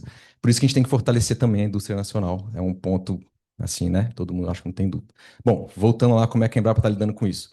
Pessoal, a Embrapa, por ser uma ICT pública, uma empresa estatal, eu estava no Ministério da Ciência e Tecnologia, não sei se todos conhecem, existe o Plano Brasileiro de IA, onde o Estado brasileiro ele está investindo em IA não só para a esfera pública, mas também para a esfera privada de várias formas, tá? E aí a Embrapa tem um interesse, lá tem uma ação 29, salvo engano, em que o Estado brasileiro chamou a Embrapa e falou assim, cara, nós precisamos ter uma IA brasileira, no contexto aqui do agro, eu vou falar, que responda sobre os nossos dados, porque assim, da mesma forma, a gente é a maior empresa pública de pesquisa agropecuária do planeta, a nível tropical, tá? Então, não adianta os Estados Unidos, talvez em algumas coisas, pegar alguns dados meus e usar lá, não vai funcionar. Talvez a África, um trecho da África ali, se o Japão vier aqui, não vai funcionar, e vice-versa. Então, falou assim, ó, a gente tem que, primeiro, soberania nacional, segurança alimentar, a gente precisa proteger esses dados. E aí a gente foi chamado para participar lá de uma ação no Plano Brasileiro de Inteligência Artificial, que chama Rural GPT. Então, a gente já aprovou um projeto interno da Embrapa, onde a gente vai desenvolver ah, uma IA preditiva, generativa, com dados especificamente brasileiros dos nossos produtores, aqueles que a gente tem acesso aí, considerando a lei, a legislação como ela está agora. Porém, existe um risco que o plano ele prevê também é o seguinte: não adianta eu minerar os meus dados lá fora. Porque se eu levo os meus dados e minero com algum algoritmo externo, eu estou entregando os meus dados. E eu não quero exatamente isso. Então, Embrapa, Forças Armadas, a gente teve reunião com a ABIN e outras instituições, falou assim, a gente vai trazer, tem um conceito interessante que chama nuvem soberana. O que a gente usa hoje na Google, Microsoft ou Amazon está em alguma nuvem, não necessariamente esse computador está aqui. Para dados estratégicos do Brasil, eles têm que estar aqui. Então, o Brasil já fez um acordo onde a gente não tem a capacidade de desenvolver ainda os chips e os hardwares para processar essa IA, porém, a gente está trazendo hardwares de fora, mas instalando um ambiente em que esses dados, quando eles forem ser minerados, não saiam. Então, é um ambiente controlado, o SERPRO está à frente disso aí, e potencialmente vai ser onde esses nossos dados, no contexto do agro, algumas indústrias vão ficar. Tá? E isso é importante pela questão que eu falei, soberania nacional, a segurança alimentar, lembrar que o grande agro, que assim, ninguém tem dúvidas nenhum que impacta na balança comercial, impacta na questão de emprego, geração de riqueza para o nosso país com a relação externa, mas quando a gente fala de segurança alimentar, grande parte é feito pelos pequenos e médios agricultores. E muitas vezes são eles que não têm tantos recursos para poder fazer as suas produções, acesso a grandes tecnologias, e o PEBIA está impulsionando isso no contexto do agro pela Embrapa, para que depois essa tecnologia nossa possa chegar aos nossos pequenos e médios agricultores também. Então, a ideia é a gente ter uma IA até 2028, esse projeto foi aprovado, tem um recurso investido, e esse vai ser um contexto de transferência de tecnologia pública para uso do Brasil. Agora, é importante a gente identificar que a gente vai criar uma camada de consumo desses dados.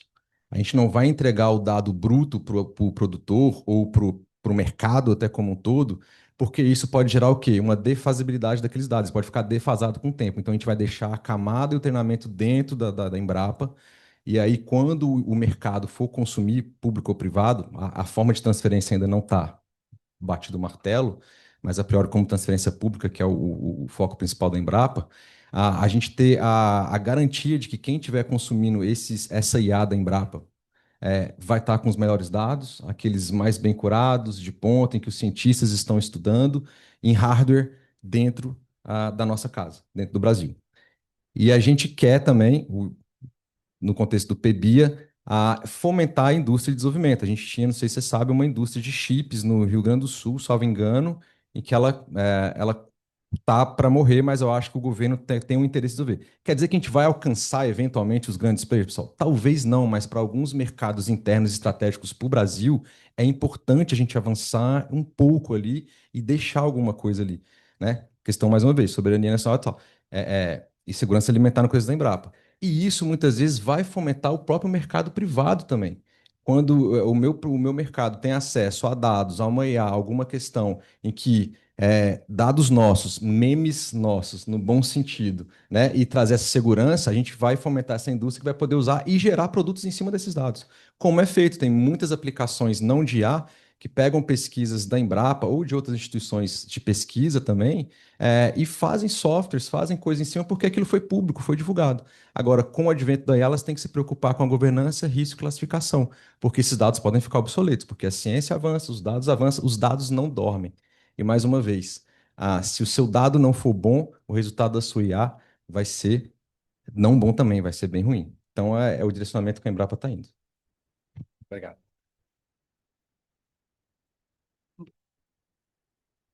Sim. Bom, gente, a gente está chegando ao final do nosso encontro e aí eu queria abrir um tempinho para perguntas da plateia. Obrigada. Por favor, para os nossos palestrantes. Obrigada. Acho que sim. Obrigada.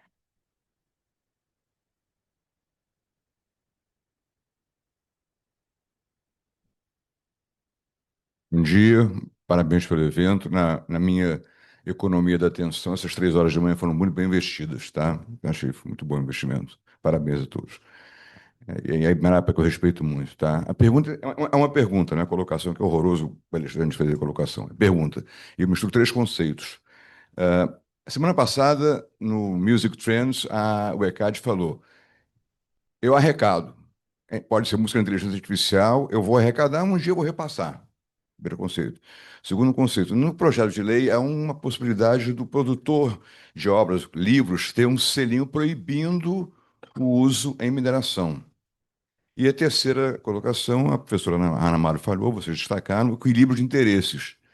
Haveria uma possibilidade para esse equilíbrio de interesses conciliar uma compensação do produtor de livros de conteúdo com uma indenização futura de projetos de IA por aí? Já tem hoje em dia, dentro da IA particular, já tem histórias de advocacia que receberam ofertas de nuvens de IA privadas a $30.000 ano, só para 10 pessoas usuárias. Então, essa conciliação, arrecadação, conteúdo e, eventualmente, equilíbrio de interesses, essa ponderação.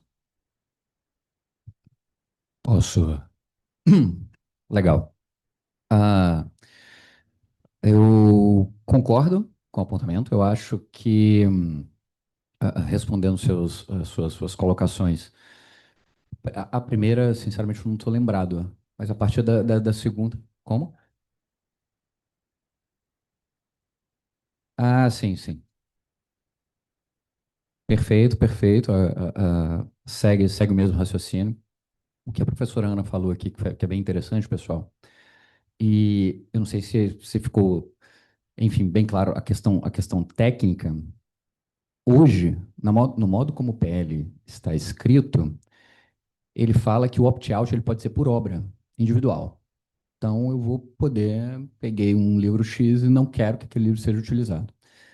Se a gente for colocar isso hoje, tecnicamente, para não dizer impossível, é extremamente complicado, extremamente complexo, demandaria uma força absurda que talvez não faria sentido a inovação que deveria trazer.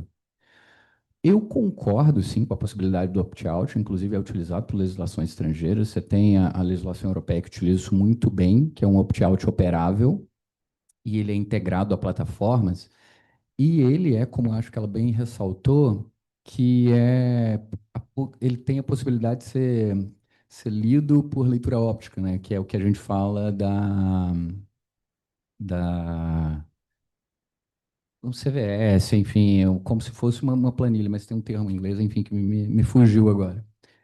Mas a partir do momento que você faz esse opt-out por dataset, sim, super possível, super operável, a gente consegue. O que eu não consigo é pegar obra por obra que foi utilizada para treinar uma inteligência artificial, individualizar aquilo e falar, olha, eu não quero que use essa primeira nem essa terceira. Isso aí realmente a gente não consegue tecnicamente. Outro ponto que é a remuneração. A remuneração, ela tem que, do modo também como está escrito no PL, está parecendo que a gente está batendo sempre aqui, né? Tem vários outros pontos que eu concordo, tá? Que eu acho que eu acho que veio realmente a calhar no projeto de lei, questão de governança, questão de risco, direito de autor, muito bom, os direitos do próprio usuário também, a explicabilidade, eu acho que é bem interessante. Isso também segue a modernização da legislação estrangeira, mas a questão da remuneração, utilizando os dados de input, também é algo que pode, acho que como ficou bem discutido aqui, pode impedir essa inovação nossa. Então, se a gente focar realmente no resultado, porque, perdão, seu nome, desculpa, Gustavo? Gustavo, porque se você escreve o mesmo prompt 10 vezes em uma inteligência artificial, por exemplo, a partir dos dados que ela tem ali, que ela faz representações estatísticas para te dar o output, ela vai te dar 40 resultados diferentes. Então, a gente não precisa olhar para o input. A gente tem que olhar para o output, para o resultado. Se o resultado que ela dá realmente for algo que infrinja a lei de direitos autorais, propriedade intelectual, a obra protegida, sim, aí a gente tem que começar a verificar a possibilidade de remuneração. Verificar a possibilidade, não. Aí sim a gente tem que promover a remuneração. Fora isso, se eu utilizar, poxa, foi utilizado o livro tal, as obras tais no input para gerar aquilo ali, eu acho que não faz sentido nenhum, isso talvez seja até uma tecnia. Feito.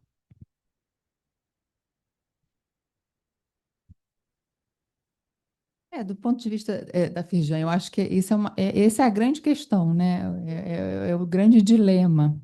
Mas se você parar para pensar, né, na forma que está redigido o projeto, exigências de relatórios, né, da onde que exatamente você minerou aqueles dados, isso nos parece muito mais inviável do que o segregar e, a partir do momento que você estiver lidando com um dado artístico, né, que tiver um conteúdo de proteção de direito autoral em razão da originalidade, você trabalhar, então, com o direito do autor de recusar aquilo e o modelo de remuneração. Porque eu acho que a Ana tratou mais ou menos dessa questão. Ó. Quando você, por exemplo, não é uma reprodução da obra. Um aluno de arquitetura, por exemplo, quando passeia num jardim, sei lá, numa obra de Oscar Niemeyer, por exemplo, ele tem aquele aprendizado real ali. Isso não é uma reprodução de uma obra, né? Você aprende com ela. Então, eu acho que essa questão de alimentar, da mineração, será que é uma reprodução integral ou se a máquina está simplesmente aprendendo com ela, né? Então, eu acho que a única saída viável para a proteção do direito autoral num marco regulatório de IA é, de fato, segregar e tentar separar. Eu sei que é difícil, né, você segregar, e como é que vai ser exatamente a proteção do dado técnico, mas, ao mesmo tempo que a gente precisa se debruçar sobre esse debate, que é complexo, você misturar tudo numa cesta só cria um problema muito maior do que você tentar, de alguma forma, criar um caminho de segregação, né? Então, de fato, é um tema muito complexo. Fazendo um adendo rápido, tá? Quando a gente fala, tem uma questão aí que eu lembrei agora, que você comentou rapidamente, é a questão da explicabilidade. Se eventualmente o, o possível detentor de direito autoral pedir uma explicabilidade ou as fontes de dados que aquilo foi treinado e colocado, pode ter algum tipo de impacto ali. É complexo isso, eu sei, entendi isso, mas é uma outra coisa. A explicabilidade tem que ser qual é o caminho que a IA percorreu para me dar essa resposta e quais os dados ela usou.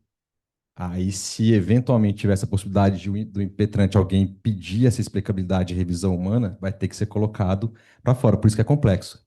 Eu treino IAs, pessoal. E para você fazer uma explicabilidade não é trivial. É óbvio que é possível fazer, não é trivial. E quando você coloca um monte de coisas naquele bolo ali, fica um pouco mais complexo. E aí tem técnicas para fazer isso.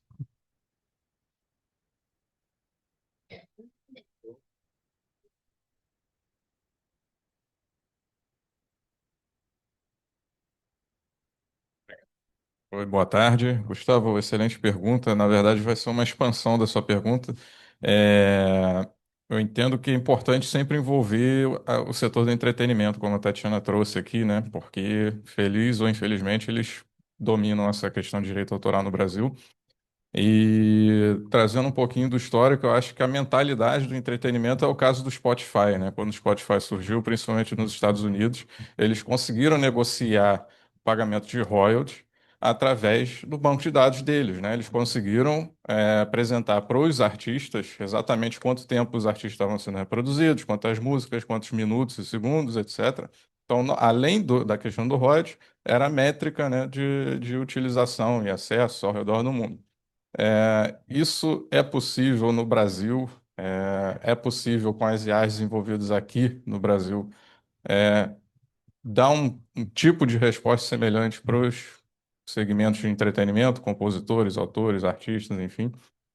Porque, enfim, eu acho que a discussão não pode ser no Congresso, né? A gente viu que esse PL, em algumas iterações, foram muito boas, outras cheias de erros e contradições e tudo mais.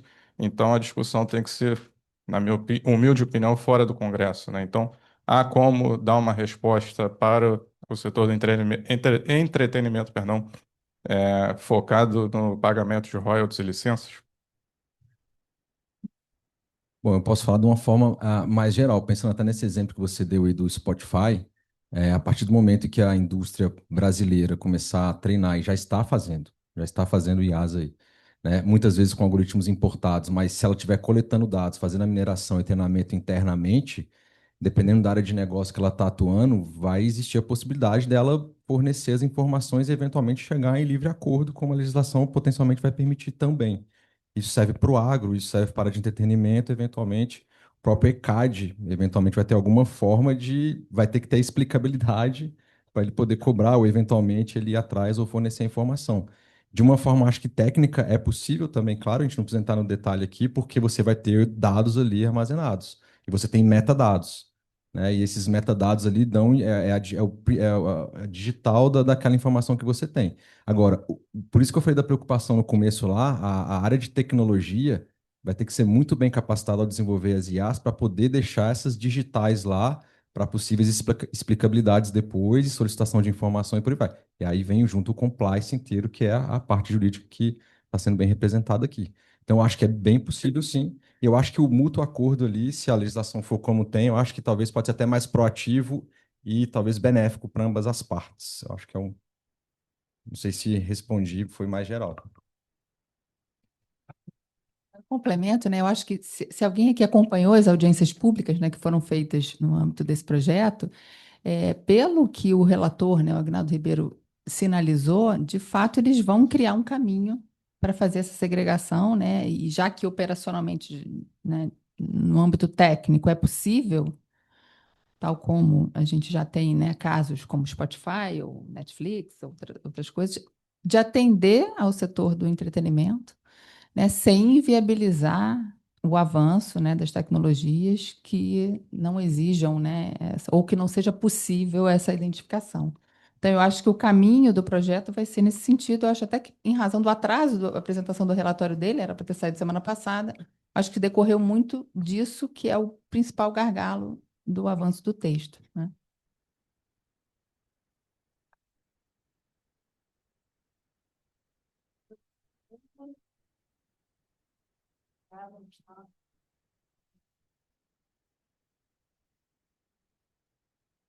Qual? O nome de quem fez a segunda pergunta.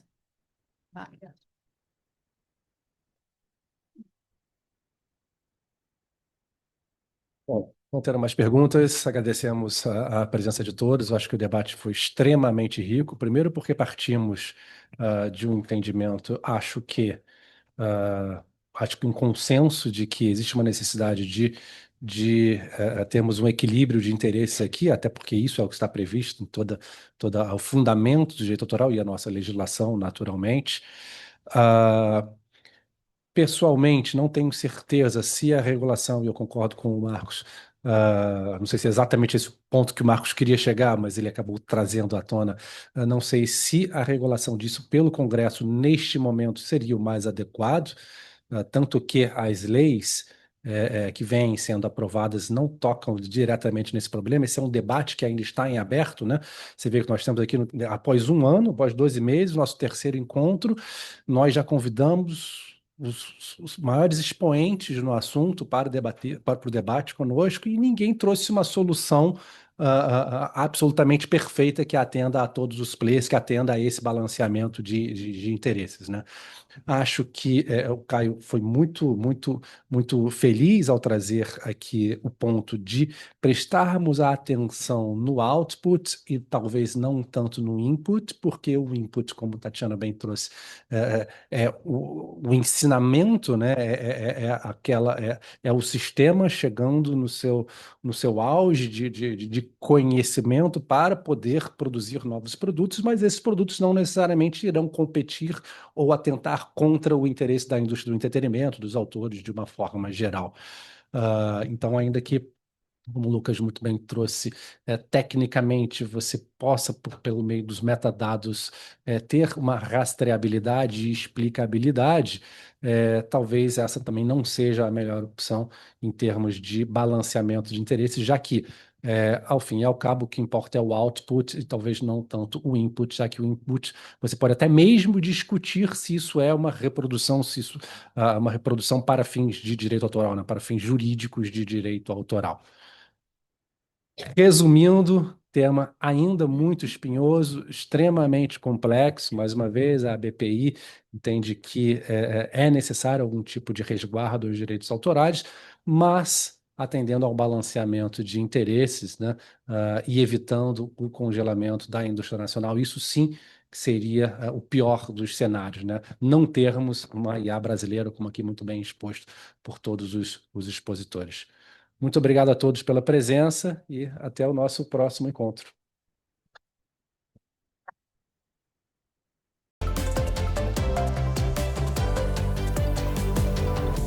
Celebramos os avanços dos últimos 2 anos, uma jornada de conquistas em defesa da propriedade intelectual. Da defesa contra artigos que ameaçavam boas práticas internacionais, ao apoio à autonomia financeira do INPI, a Associação Brasileira de Propriedade Intelectual esteve também presente na OMP, defendendo o sistema de Madrid, pleiteou a exclusão do Brasil da lista de vigilância do USTR e garantiu a defesa dos prazos mínimos de proteção para medicamentos, sempre em busca de fortalecer o sistema de propriedade intelectual do país. Conseguimos um parecer do Ministério Público Federal favorável à autonomia financeira do INPI. Na Frente Parlamentar Mista e no GIP, atuamos para formular a Estratégia Nacional da Propriedade Intelectual. Foram 20 eventos em diversos estados, levando conhecimento e ação da propriedade intelectual em todo o Brasil. O Prêmio Patente do Ano premiou invenções desenvolvidas por inteligência artificial. Criamos novas comissões de Direito Digital, Bioeconomia, Cultura e Publicidade, ampliando para 18 grupos de estudo. E seguimos com o Encontro Científico, que reforça nossa excelência jurídica. Fortalecemos alianças globais e realizamos o CSD MUT, a maior competição simulada de arbitragem em PI do país. Lançamos o Dia do Jovem Profissional, incentivando o ingresso de novas gerações na propriedade intelectual. Inauguramos a nova sede do Rio de Janeiro e levamos o 44º Congresso a Porto de Galinhas, reunindo mais de 400 participantes de diversos países. A BPI olha para o futuro com confiança, conectando saberes, defendendo direitos e inspirando inovação. Seguimos juntos, fortalecendo a propriedade intelectual no Brasil e no mundo.